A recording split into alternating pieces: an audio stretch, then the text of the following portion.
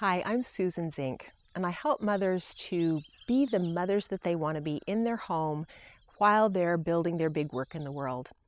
And one of the pieces that I see happening again and again is moms attempting to save their children from pain. They attempt to have their lives be easier. They attempt to rescue them from whatever the problem is. Maybe they go intervene at school. And I am absolutely certain that this is hurting our children. Our children need to learn to do hard things. They need to be supported to take risks, healthy risks on the playground, out in nature, and to find their way through to the other side. This is the only way that they can develop the self-confidence that they need. You can give them unconditional love, and I absolutely know that is essential, but you can't give them the other piece. The piece that says, I did this. I know I'm competent because I did this hard thing. When I was in school, I was a full-time mom, I had a part-time business, and I was a full-time student. I had a really challenging experience because I couldn't do it all, and I recognized that I couldn't. I realized that I had to find a way to take a little bit off of my plate.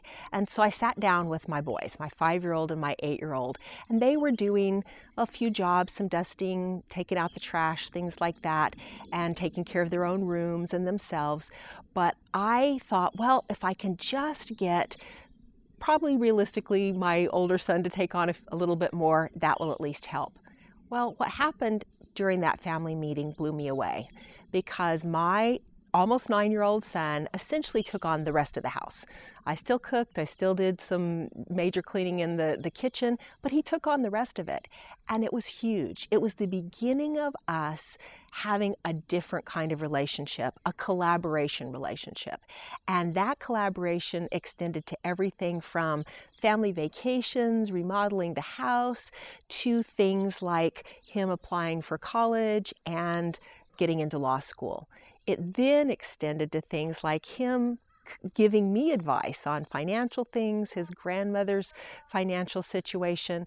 That is one of the ways I believe I served him at the deepest level, because he was able to recognize he was making a huge contribution. And there's nothing that replaces that. And this was hard stuff. If you want your children to have that confidence, you've got to set up situations where they learn to do hard things, they struggle a little bit, they realize that they've got to find their own way, and then they come through to the other side and they succeed. You do this in your own work in the world.